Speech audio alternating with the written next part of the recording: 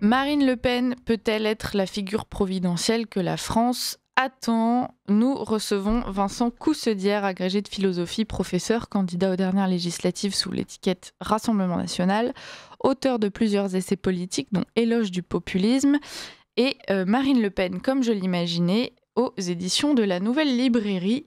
Bonjour, monsieur Coussedière, merci d'être avec nous. Est-ce que vous nous entendez bien? Oui, je vous entends très bien, bonjour. Est-ce que vous m'entendez On aussi? vous entend parfaitement. Alors, on va essayer de répondre à cette question. Marine Le Pen peut-elle être la figure providentielle que la France attend? L'objet de votre ouvrage, vous, c'est de dresser une sorte de portrait de Marine Le Pen, notamment à travers ses choix politiques. C'est un essai très agréable à lire, chers auditeurs, donc qui est divisé en plein de petits chapitres. Et je vous en donne quelques titres. C'est Marine Le Pen, comme je l'imaginais, travailler à sa stratégie pour 2027, ou Marine Le Pen, comment j'avais imaginé devenir députée de Marine Le Pen, pardon, non, ça c'est le mauvais exemple. Comme je l'imaginais ne pas se faire happer par le parlementarisme. Vincent Coussedière, dans cet ouvrage, vous tentez de dépeindre donc le portrait de Marine Le Pen. On a quand même l'impression qu'il y a beaucoup de chapitres qui évoquent une certaine déception à son égard. Comment est-ce que vous positionnez vis-à-vis de la figure de Marine Le Pen aujourd'hui? Voilà, donc déjà merci de votre invitation, hein, je vous ai pas dit bonjour tout à l'heure. Oui, je me place un peu du point de vue finalement des Français, des citoyens qui ont voté Marine Le Pen, et je pense qu'eux aussi imaginaient quelque chose ou imaginent encore quelque chose par rapport à cette figure politique. Déception, vous avez dit, déception, peut-être le livre commence effectivement sur ce qui s'est passé le 31 octobre 2025, c'est-à-dire la décision qui rend Marine Le Pen inéligible avec exécution provisoire. Donc je pense que ça a été un choc pour beaucoup. Le livre part de ce fait et il essaie comment dire, c'est un peu une petite uchronie, vous voyez, on revient en arrière et on se demande comment les choses auraient pu se dérouler peut-être un peu autrement qu'elles ne se déroulent aujourd'hui. Alors déçu, oui et non, parce que Marine Le Pen se retrouve face à une tentative d'exécution politique par le juridique, hein, ce qu'on a déjà connu pour François Fillon. Je ne suis pas déçu parce qu'elle a face à elle un mur, hein, mais c'est la réaction. Je suis un petit peu déçu de la réaction, c'est-à-dire je me demande si le RN s'y attendait lui-même, si le RN avait préparé quelque chose par rapport à ça. J'ai l'impression que le RN était assez confiant sur nos institutions et ne pensait pas que les juges iraient jusqu'à l'exécution provisoire. Et donc, je développe une stratégie qui aurait peut-être pu être ou dû être la sienne, car je pense que tout s'est joué ce 31 octobre 2025, et j'ai tendance à penser que les carottes sont cuites pour Marine Le Pen. Bon, alors on va essayer, d'avancer et peut-être que nous finirons quand même sur une note positive, chers auditeurs. Vous le dites effectivement, Vincent, Coussedière, tout le procès avait été diligenté pour en arriver là, pour la stopper définitivement dans son ascension vers le pouvoir. Elle ne pouvait pas ne pas l'avoir anticipé et penser qu'il n'oserait pas. Je me trompais, il a paru au contraire que Marine Le Pen et ses équipes, ainsi que celles de Jordan Bardella, furent complètement déstabilisées par la décision, judiciaire. Et effectivement, on sent que vous lui en voulez de cela. Alors qu'est-ce que vous auriez préconisé, vous, à Marine Le Pen? C'est vrai que c'est le genre d'événement qui arrive dans d'autres pays européens et on voit que généralement, les candidats qui sont visés par ce genre de manipulation politico-juridique se retrouvent généralement renforcés aux yeux du peuple. Et de ce fait, on a peut-être moins senti ça en France à l'égard de Marine Le Pen. Est-ce que vous estimez qu'elle aurait eu... elle a manqué de jouer une carte? Ce que je développe dans le livre, oui, c'est que peut-être il aurait fallu jouer une autre stratégie, la stratégie du judoka. Hein. Quand vous avez un choc, vous essayez d'utiliser cette force, ce choc, pour, si vous voulez, le renverser dans votre sens.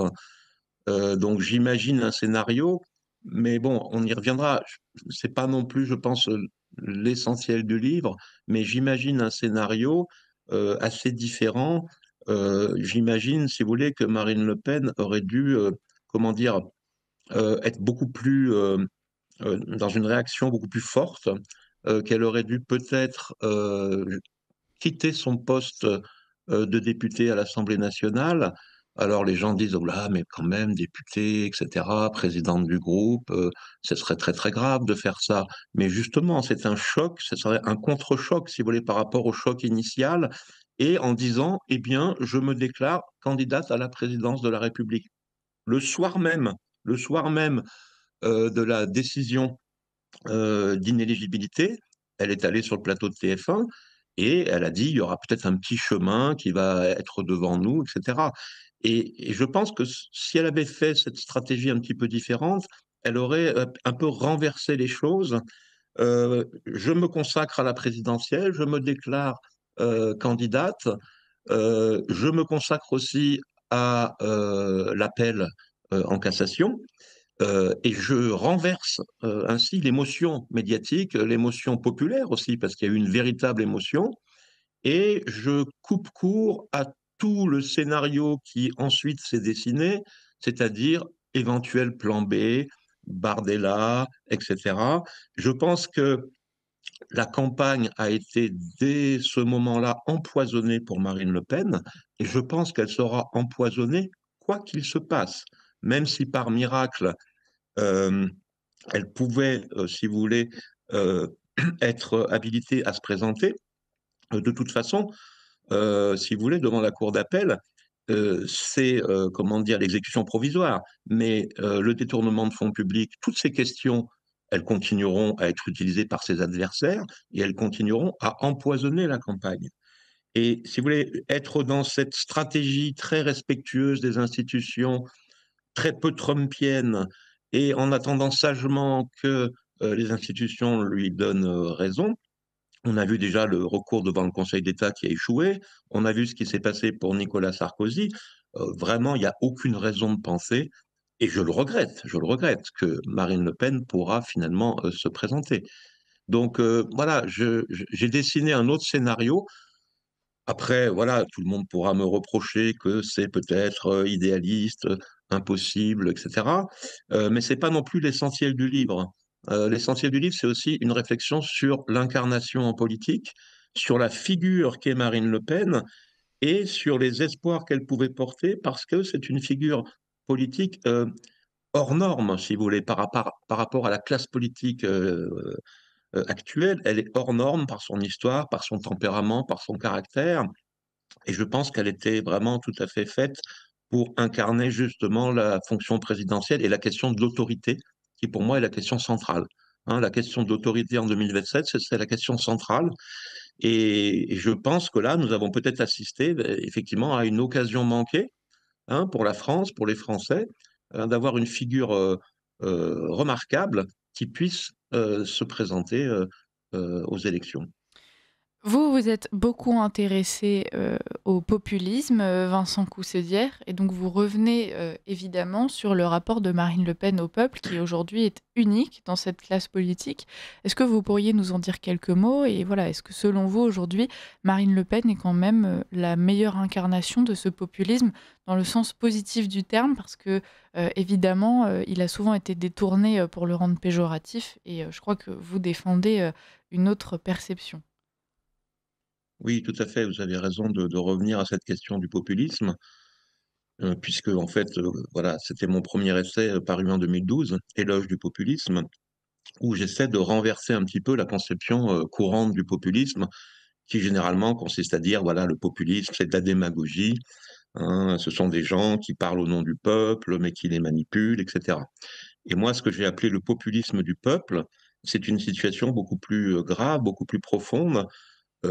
C'est une crise du peuple lui-même. Ce que j'appelle le populisme du peuple, c'est, le fait que les peuples, d'ailleurs, les peuples européens, les peuples des démocraties, occidentales, hem, se décomposent pour plusieurs raisons. Les différents si vous voulez, les différents fils qui tissent un peuple, les mœurs, hein, donc se décomposent par le biais de l'immigration, le un certain, comment dire, un certain équilibre économique, un certain type d'égalité, sans être égalitariste, mais une certaine unité économique qui fonctionne. On voit aujourd'hui à quel point euh, avec comment dire, avec la dette de l'État, toutes les capacités de redistribution ne fonctionnent pas ou fonctionnent mal.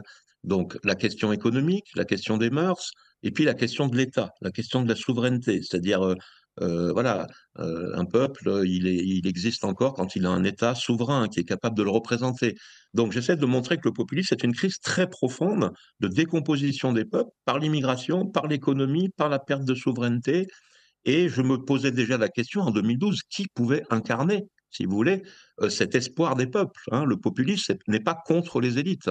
Il cherche simplement des élites qui puissent non pas gouverner contre lui, mais gouverner, si vous voulez, à son service. Et c'est vrai que petit à petit, je me suis rapproché un petit peu, hein, comme beaucoup de Français, si vous voulez, hein, parce que moi je suis un Français comme les autres, un citoyen comme les autres, je me suis un petit peu rapproché de Marine Le Pen et j'ai placé mes espoirs dans cette figure qui me semblait capable d'incarner justement ce populisme du peuple. Et dans une politique, bien sûr, hein, dans une politique très ferme par rapport à l'immigration, mais dans une politique aussi économique qui, sans être socialiste et étatiste, comme on lui en fait le reproche, est le souci aussi, hein, d'une forme de justice et d'égalité économique minimale, vous voyez. Et puis aussi, bien sûr, la question du rapport à l'Europe, la question du rapport à l'Europe et la réaffirmation d'une souveraineté.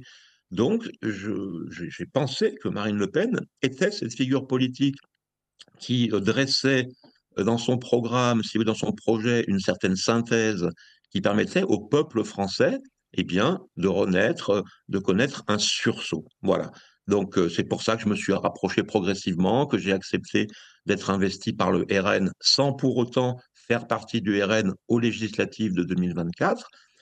Mais voilà, comme beaucoup de Français, j'ai été extrêmement, comment dire, inquiet de cette décision de justice qui la rend donc, à mon avis, inéligible, hein, et ça ne s'arrangera pas. Et du coup, on est parti sur un plan B avec Jordan Bardella et avec peut-être aussi une réorientation politique du Rassemblement national qui n'est pas forcément la mienne, puisque je suis plutôt sur une ligne, on va dire, souverainiste, assez critique par rapport à l'Union européenne, et la ligne populiste de Marine Le Pen, non pas ni droite ni gauche, mais un peu à la gaullienne, hein. La France, ça n'est pas la gauche, ça n'est pas la droite, c'est la France, vous voyez. Et donc, j'étais très intéressé par cette figure de Marine Le Pen, et je suis très inquiet de ce qui s'est passé le 31 octobre et des suites et des conséquences pour la réorientation du Rassemblement national derrière Jordan Bardella. Mmh. On sent aussi que vous regrettez, que Marine Le Pen n'ait pas su, trouver son propre, style. Vous l'écrivez, hein, elle tente, vous parlez de cette façon qu'elle avait donc de marcher dans la cour du Louvre, par exemple, en donnant l'impression qu'elle a le poids de l'histoire sur les épaules et qu'elle est rentrée, Macron, de Macron, pardon, là voilà, je parle de Macron. Hein, et je parle de Macron qui, en c'est 2017, ça. traverse la cour du Louvre. Et je veux pointer par là toute la dimension de communication qu'on Oui. retrouve chez Emmanuel Macron. Mais je pense que le succès de Marine Le Pen auprès des Français, c'est que justement, elle n'est pas dans cette posture de communication. Est-ce que vous trouvez Elle pas n'est qu'elle pas aurait du tout dans tendance cette à posture. l'adopter petit à petit? Pardon? Est-ce que vous ne trouvez pas qu'elle a justement tendance à l'adopter petit à petit et notamment dans cet élan de dédiabolisation et de normalisation, qu'elle a tenté d'insuffler au Rassemblement national? Alors, elle-même, je dirais que elle l'adopte à minima. Par contre, je pense que Jordan Bardella est complètement de plein pied dans cette stratégie. Mmh. Il est aussi d'une autre génération, hein. C'est un homme politique très jeune, qui est de la génération des Attal et d'autres, et qui, lui, est de plein pied dans cette dimension, si vous voulez, de communication. Et je pense que le succès populaire que possédait Marine Le Pen auprès des Français, c'est justement de ne pas être totalement dans cette stratégie de communication. La dédiabolisation, euh, Marine Le Pen l'a menée de manière légitime. Ça n'était d'ailleurs pas au départ une stratégie simplement médiatique. c'était des positions très précises qu'elle a prises par rapport à son père, si vous voulez, hein, sur la question de l'antisémitisme, sur la question de la Shoah. Elle a pris des positions fondamentales, vous voyez. Donc, ce n'était pas seulement une stratégie de communication, c'était une réorientation politique aussi du Rassemblement national. Euh, Ça, c'est beaucoup plus profond que de la communication. Mais effectivement, si vous voulez, elle se retrouve entraînée par, si vous voulez, cet événement, par le tandem qu'elle a voulu former avec Bardella en pensant qu'elle allait profiter de la popularité de Bardella. Je dirais que plus indirectement, elle se retrouve aussi effectivement un petit peu prise dans cette communication politique dont les Français, en fait, ont assez, qui ne les intéresse pas tant, sauf peut-être chez les jeunes. Mais tout l'intérêt de Marine Le Pen, justement, là où elle fait exception dans la classe politique actuelle, c'est qu'on sentait chez elle une méfiance et une conscience, si vous voulez, que les médias ne sont pas un filtre neutre, que voilà, passer sur des plateaux de télévision, c'est d'une certaine manière accepter un cadre, se soumettre. Je redonne la fameuse formule de McLuhan, le théoricien des médias canadiens. The medium is the message. Vous voyez, voilà, c'est le cadre, hein, qui fait le contenu. Hein, et Marine Le Pen avait voilà, une personnalité, hein, elle ne se soumettait pas, comme je le dis en citant Guy Debord, au talon de fer du spectacle. Et c'est ça aussi que les gens attendent d'elle, ce Hmm. côté disruptif dans le rapport aux médias, voire, voire parfois pratiquer la politique de la chaise vide, ne pas y aller, etc. Et tout ça s'est cristallisé, j'en parle dans le livre, autour des fameux débats d'entre-deux tours à la présidentielle. Alors Hein. justement, Tout le monde j'aimerais a... bien qu'on Voilà. revienne sur ce débat de Mm. 2017, puisque c'est un débat qui reste dans la mémoire de beaucoup de Français comme étant un fiasco. Quelle est votre analyse de ce moment, Vincent Coussaudière? Si on reste, si vous voulez, bien sûr, dans le cadre et dans les règles actuelles, euh, Marine Le Pen elle-même, je pense, en a convenu, on ne peut pas dire que le débat soit une réussite. Ceci dit, il faut quand même voir les positions qu'elle était aussi à l'époque censée défendre dans ce débat, puisqu'on était encore dans les positions d'une sortie de l'euro, hein, les positions du Frexit, de Florian Philippot. Et donc, de telles positions à défendre, il faut être extrêmement solide, il faut être extrêmement bien conseillé, il faut... voilà, donc là, à sa décharge, il y avait quand même déjà cette question. Mais je crois que c'est beaucoup plus profond. Le problème est beaucoup plus profond.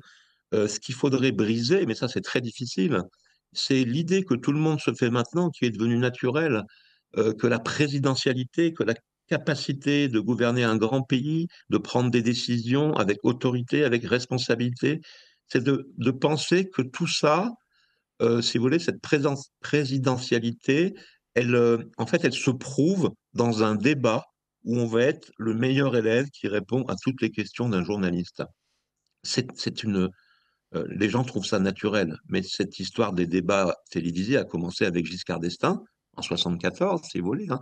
Et là, on est vraiment dans le pouvoir médiatique parce que c'est la capacité de répondre, c'est un peu le grand oral de l'ENA, vous voyez, le grand oral de l'ENA, la capacité de répondre à toutes sortes de questions, hein, voilà, l'élève qui sait un peu tout, et c'est ça qui permettrait aux Français de juger de la présidentialité de quelqu'un. Je ne crois pas du tout. Et je crois que Marine Le Pen, si vous voulez, c'est pas ce jeu-là et cette stratégie qu'elle aurait dû jouer en 2017 et en 2022. Elle aurait dû justement recentrer, mais ça se fait à l'avance, hein, ça se négocie entre les équipes du candidat et les médias. Et c'est là qu'il faut faire jouer le rapport de force politique, vous voyez. Parce que les médias, ils le veulent, leur débat d'entre-deux tours. Je vous rappelle que Jacques Chirac, en sens inverse, avait refusé un débat avec Jean-Marie Le Pen. Et donc, je pense que les équipes de Marine Le Pen auraient dû faire jouer beaucoup plus une forme de rapport de force pour obtenir un débat qui soit véritablement centré sur les missions du président de la République.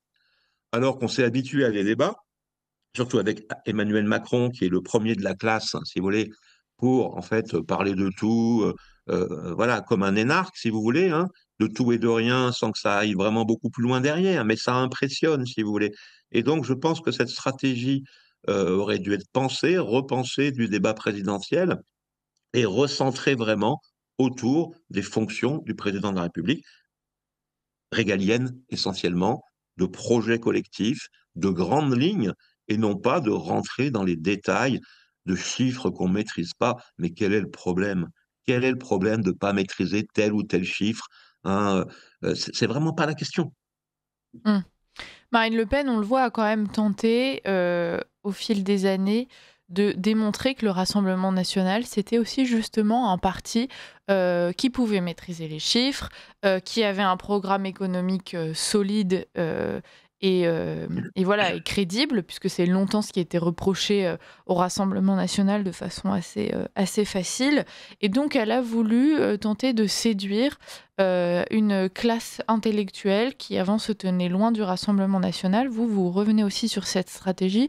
Est-ce que vous considérez que ça a été une réussite?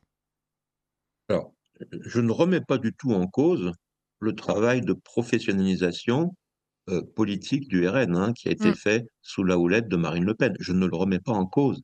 C'est bien évidemment gouverner, c'est faire émerger autour de soi des équipes professionnelles sur les questions budgétaires, sur les questions d'éducation, sur toutes les questions, bien évidemment. Simplement, ce que je dis, c'est que ce travail-là, à mon avis, a été en grande partie accompli.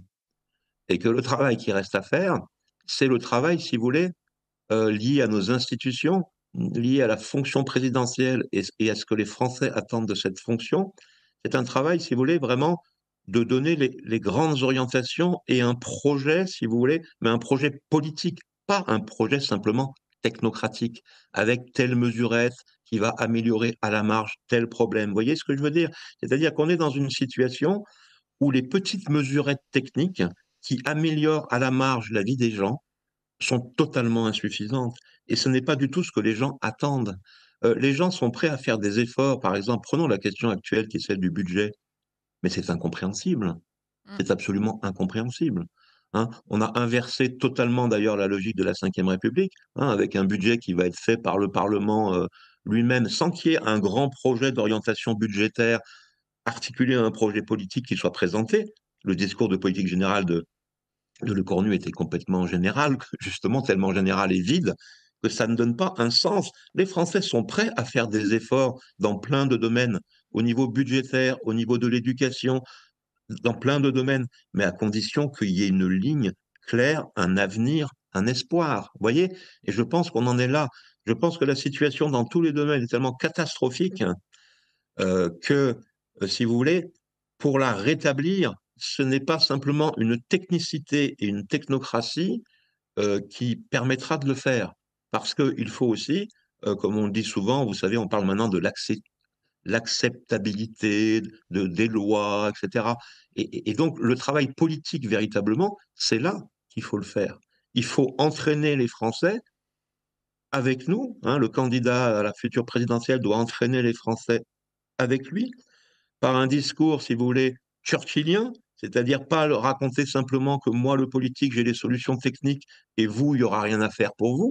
Vous voyez, il faut essayer de s'appuyer sur un peuple, sur tout ce peuple qui est déjà chez Marine Le Pen, mais, si vous voulez, c'est pas vraiment ce que je vois se dessiner dans l'évolution actuelle euh, du Rassemblement national, et surtout dans le fait que Marine Le Pen se retrouve finalement peut-être se retrouvera, je ne l'espère pas, en retrait par rapport à Jordan Bardella, qui Alors a je plein de talent, qui a beaucoup de talent, c'est pas la question, mais qui est un homme politique, si vous voulez, voilà, très jeune, sans expérience, et je ne pense pas qu'il puisse porter cet espoir des Français qui leur donnera la force aussi d'affronter les réformes qui s'imposeront, mais pas seulement les réformes, hein, aussi la traversée d'événements, à mon avis, qui seront parfois peut-être même violents, mmh. si on veut redresser le pays. Oui, je pense que les Français, étaient quand même plus sensibles pour le moment, en tout cas, au charisme de Marine Le Pen que celui de Jordan, Bardella.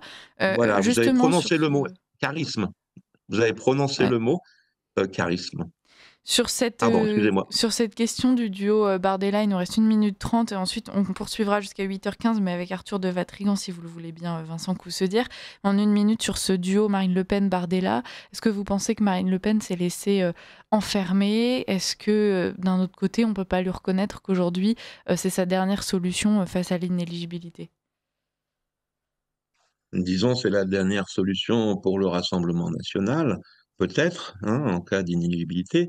Euh, j'ai un chapitre dans mon livre où Mm. je dis que je ne comprends pas très bien cet enfermement dans lequel elle s'est mise, à mon sens, si vous voulez, dans le duo Bardella, parce que ce duo a précédé l'inéligibilité, hein, puisque déjà au niveau des européennes, c'était déjà cette stratégie de Bardella Premier ministre, hein, et du duo gagnant, etc. C'est quelque chose qui me semble assez étonnant. Je ne vois pas d'exemple dans les présidents de la Ve République qui aient joué une telle stratégie. Je pense que la question du Premier ministre, elle doit, comment dire, rester en suspens. Elle dépend du président de la République, hein, qui nommera qui il veut. Et je pense que Marine Le Pen aurait pu profiter de la popularité de Jordan Bardella sans jouer cette stratégie-là du ticket gagnant, Premier ministre, etc. Du coup, elle lui a laissé prendre aussi une place et un ascendant dans le parti. Peut-être en laissant moins émerger d'autres figures, même à la limite de manière concurrentielle. Vous voyez, c'est le jeu politique, quoi.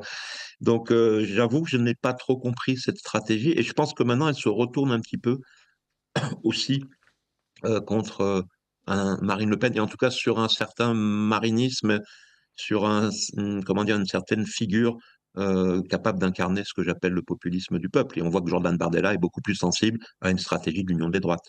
Mm. Merci beaucoup Vincent Coussedière d'être avec nous ce matin pour parler de Marine Le Pen et donc de votre ouvrage Marine Le Pen comme je l'imaginais aux éditions de la Nouvelle Librairie, chers auditeurs.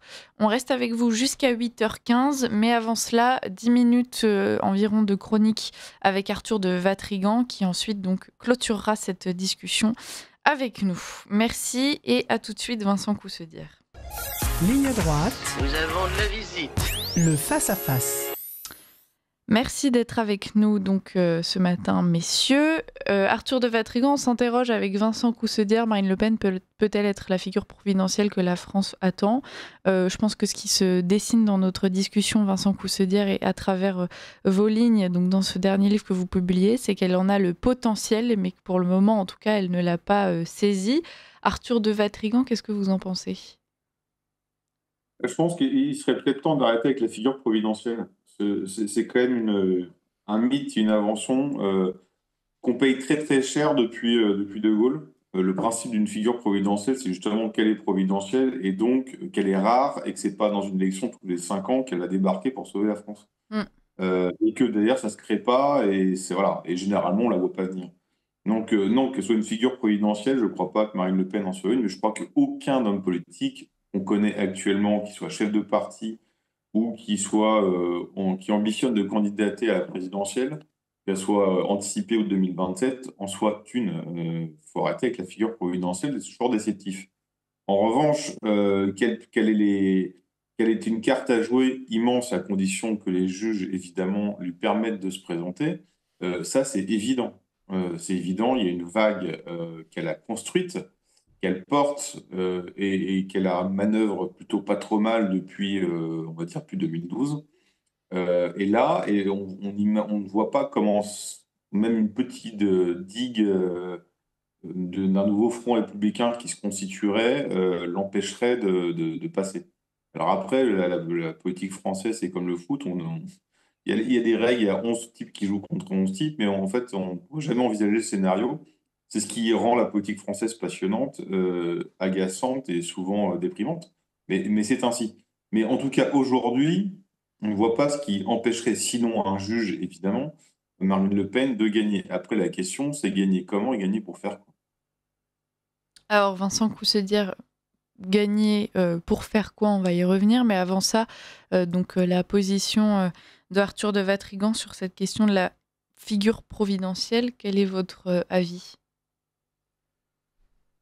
Euh, Vous m'entendez? Oui, Oui. parfaitement. Alors oui, moi je suis pas du tout pour. Alors c'est rigolo parce que déjà dans Éloge du populisme, je parlais de la question des grands hommes dans l'histoire, et on me dit toujours l'homme providentiel. Alors moi, l'homme providentiel, c'est jamais mon expression, hein. La providence qui nous amènerait quelqu'un, c'est pas du tout ma position. Ma position, c'est que dans les grands contextes historiques, euh, malheureusement, dans les situations de très grande crise, malheureusement, c'est pas donné à tout le monde de rétablir la situation. Et donc, qu'il y ait un besoin de grands hommes, tout le monde le dit, Henri Guénaud, par exemple, souvent, hein, le regrette, etc. C'est un simple constat. Et puis, dans le livre, si vous voulez, je voudrais pas qu'on croie que mon livre est un appel à l'homme providentiel. Il y a un peu d'ironie dans mon livre, n'est-ce pas? Puisque, en fait, je me mets moi-même un peu, je me moque un petit peu aussi de moi-même dans l'espoir qui a été le mien ou qui est encore le mien par rapport à Marine Le Pen et qui est celui de beaucoup de Français. Donc, Arthur de Vatrigan a raison, si vous voulez, de manière rationnelle, enfin, je dirais qu'il a assez raison, mais il y a un phénomène, c'est que qu'il le veuille ou non, euh, 12 millions ou plus de Français sont dans cette attente. Alors, j'appellerais pas ça l'homme providentiel, mais je veux dire, ça, c'est un élément politique avec lequel il faut faire, si vous voulez. On ne peut pas, comme ça, dire, bah voilà, tout ça est irrationnel, et maintenant il faut qu'on s'habitue à des démocraties comme les autres, et maintenant c'est des partis hein, qui vont régler les problèmes, etc. Ça fait partie des données, si vous voulez, politiques, que cette attente et cet espoir. Et mon livre, c'est une mise en abîme de cette attente et de cet espoir. Je ne fais pas le malin. Vous voyez, Peggy disait, le peuple, c'est ceux qui ne font pas les malins. Donc moi, je ne fais pas le malin parce que finalement, je suis comme ces 12 millions de Français, si vous voulez, qui quelque part euh, pensent qu'on a besoin quand même d'hommes d'État, ne disons pas de grands hommes. D'ailleurs, il y a des passages dans mon livre où je dis que mon livre n'est pas du tout de mettre Marine Le Pen au niveau d'un De Gaulle. C'est pas du tout ça. Pas du tout ça.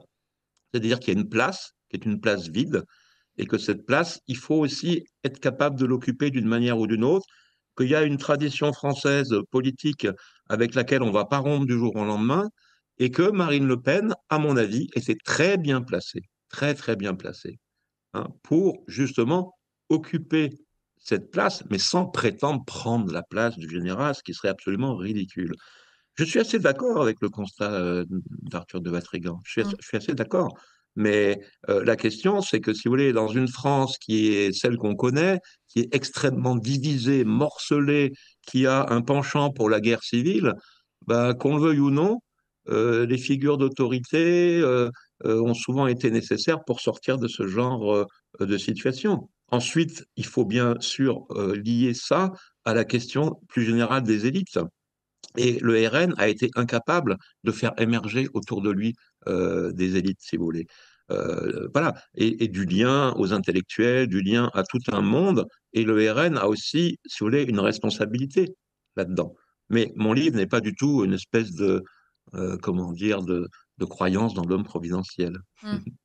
Arthur de Vatrigan, vous entendez les mots de Vincent Coussedière. J'aimerais juste rebondir sur quelques mots qui peut-être vont nous écarter un peu du sujet. Quand il dit, voilà, il n'est pas question de prendre la place du général. Est-ce que, quand on dit qu'il voilà, il faut arrêter de croire à l'homme providentiel, est-ce qu'il ne faudrait pas aussi arrêter d'agiter aux yeux des Français ce spectre du général de Gaulle? Je pense qu'il ne se passe pas une matinée sans qu'on en parle à notre antenne, mais en fait, dans tous les médias, généralement. Aujourd'hui, on a l'impression que c'était le seul à avoir jamais vraiment correctement gouverné la France, que c'est le seul qui aurait jamais pu sauver la France de l'abîme dans lequel elle se dirige actuellement. Bon, le général de Gaulle n'est plus là, je pense qu'il a fait aussi certaines erreurs. Est-ce qu'on n'est pas empêtré dans cette figure et donc forcément une espèce d'attente assez irréaliste d'un truc qui finit par être même assez abstrait, Arthur de Vatrigan? Oui, tout à fait. Et puis c'est quand même amusant de voir presque de l'extrême gauche au camp, Mm. toutes les parties du camp national se réclamer de De Gaulle, c'est quand même assez marrant. En disant je suis gaulliste, mais j'ai envie de dire gaulliste de quelle époque? De 45, de 52, de 58? Bon, c'est un peu grotesque. Et puis, tu vois, quand on commence à convoquer et le passé et des figures, c'est qu'on n'a rien à proposer. Alors, je rejoins ce qu'a dit Vincent Coudert. Évidemment que les 12 millions d'électeurs de Marine Le Pen, c'est cette vague dont je parlais, une vague qui a été construite, qui a été manœuvrée depuis 2012 et qui fait que Marine Le Pen est évidemment dans la meilleure position pour pouvoir et gouverner le pays et peut-être commencer à le sauver de la crise. Mais le pays a besoin d'un homme d'État qui accepte d'être impopulaire. Parce que les réformes qui sont nécessaires à la France pour sauver la France du toboggan, en tout cas pour permettre à la France de sauter du toboggan qui l'entraîne vers la mort, sont des réformes extrêmement impopulaires. Et je ne suis pas certain que Marine Le Pen ait envie d'être impopulaire tout simplement par son histoire, parce que quand vous êtes fait insulter pendant 40 ans, qu'on vous a traîné dans la boue pendant 40 ans, ce qui explique aussi cette incapacité à nouer des alliances ou faire des coalitions. C'est parce que quand tout le monde vous trahit et tout le monde vous traîne dans la boue, c'est compliqué ensuite d'accepter de créer de nouer des alliances ou de créer des coalitions parce que vous vous doutez en permanence que quelqu'un va vous planter un couteau dans le dos. Et donc, c'est l'histoire de Marine Le Pen qui aujourd'hui la donne candidate, en tout cas favorite pour la présidentielle, mais je pense aussi c'est peut-être son défaut parce que son histoire, je ne suis pas certain, quoi, tous les coups qu'elle s'est pris dans la tronche et tous les efforts qu'elle a fait pour arriver là où elle en est aujourd'hui, je ne suis pas certain qu'elle acceptera de mener des réformes dont la France a besoin parce que ces réformes vont la couvrir d'injures et vont la rendre très impopulaire. Et l'autre point qu'a soulevé Vincent Coudert, c'est évidemment les élites. Le seul parti aujourd'hui qui crée des élites, il n'y en a qu'un seul, il s'appelle la France Insoumise. D'ailleurs, c'est le seul parti politique, si vous regardez. Ils ont une politique d'enracinement, ils ont une politique avec une vision de la France intégrale, ils ont une institut de la Boétie qui fournit et des élites et un plan de bataille intellectuelle. Je veux dire, les think tanks de droite, c'est juste des structures vides pour permettre à des gens de faire de l'argent. À aucun moment, la droite ou dans le cas national, les structures sont faites pour former réellement des élites. Et en plus, pour former des élites, déjà, ça prend du temps. Et ensuite, il faut que le politique accepte d'être entouré d'élites. Ouais. Et quand vous avez un système au sein du parti qui est encore plus pyramidal que le système français, et quand vous êtes entouré d'une cour qui passe votre temps à vous flatter en disant vous êtes la plus belle, vous êtes la plus grande, vous êtes la plus forte, bah, c'est compliqué d'entendre des élites, ou en tout cas catégorisées comme telles, qui vous disent oui, mais peut-être que là, c'est pas forcément le bon sujet, et puis là, c'est pas forcément la bonne orientation, et là, ce que tu as dit, c'était pas forcément le bon vocabulaire. Et ça, je suis pas certain que dans le camp national, mais ça ne concerne pas que Marine Le Pen, évidemment, on soit prêt à en former et à accepter qu'elle soit là et à nous conseiller. Vincent Coussedière, votre avis sur cette question? Alors, je suis tout à fait d'accord avec Arthur de Vatrigan là, sur ce qu'il a dit sur la formation euh, des élites, en tout cas des cadres, au niveau du NFP, hein, avec l'Institut, c'est la Boétie, je crois, hein, le think tank. Oui. Et du coup, là-dessus, ils sont très forts. Et le RN, j'ai pu m'en apercevoir en étant candidat aux législatives, euh, manque de cadres un peu formés pour tenir le choc dans des débats face à des cadres LFI qui, eux, idéologiquement, sont très structurés, très formés. Là-dessus, je suis absolument d'accord. Sur la question de Gaulle, alors, il y a peut-être un malentendu, hein. Moi, je ne suis pas du tout un gaulliste, hein. Et puis, je n'ai pas le discours, encore une fois, d'Henri Guénaud sur De Gaulle. Mm. Je dis simplement, la question, c'est pas de se référer sans arrêt à De Gaulle. Moi aussi, ça me saoule, c'est pas le problème, c'est vraiment pas le problème. Mais c'est pas pour ça qu'il faut pas, si vous voulez, le lire, le comprendre et l'imiter secrètement dans sa pratique du pouvoir et des institutions. Vous savez, moi, je suis passé aussi par l'ENA à une époque de ma vie.